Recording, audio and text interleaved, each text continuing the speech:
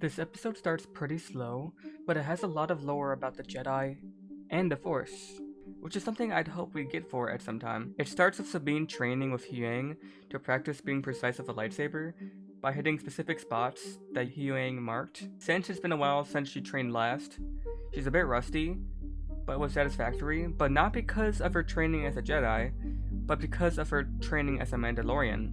Ahsoka then mentions Zatochi, which is the type of training where the user trains while blind and only uses their instincts in the Force.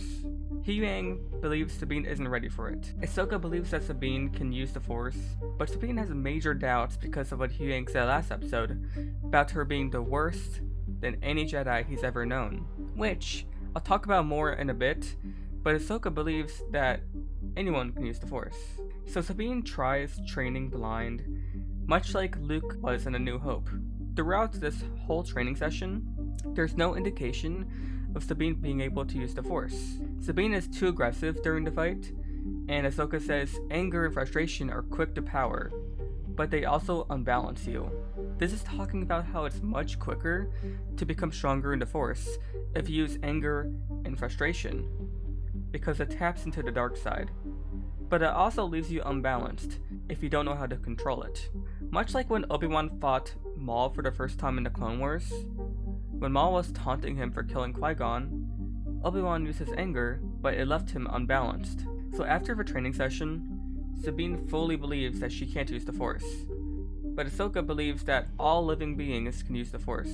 Sabine counters with saying, if that's true, then why doesn't everyone use it? And I think it's a really interesting question that I'm glad is getting explored more.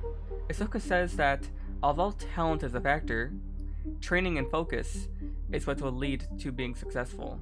So I want to go back to Huyang saying that Sabine is the worst than any Jedi he's ever seen.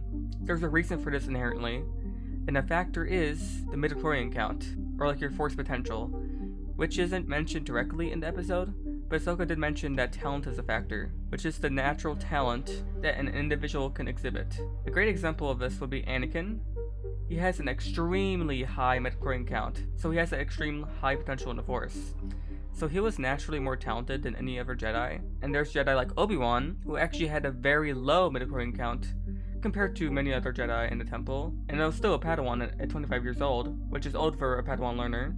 But he put in a lot of training and discipline, and became a very well-known Jedi because of that. He wasn't naturally gifted, he had to work for it. That's what I think is happening with Sabine. I still think she won't be able to do much of the Force, but maybe she'll get to the point of being able to sense her surroundings and force pull small things like a hilt, for example. After the training session, Ahsoka has a quick conversation with Huyang, and Huyang says that Sabine is not an acceptable candidate to become a Jedi. Ahsoka says she doesn't need Sabine to be a Jedi, but to be herself. This line shows that Ahsoka is going in a different approach than the Jedi would in their training. Since they didn't allow attachments, it looks like Ahsoka won't be as dogmatic in her way of training. That's about it for Sabine's training right now.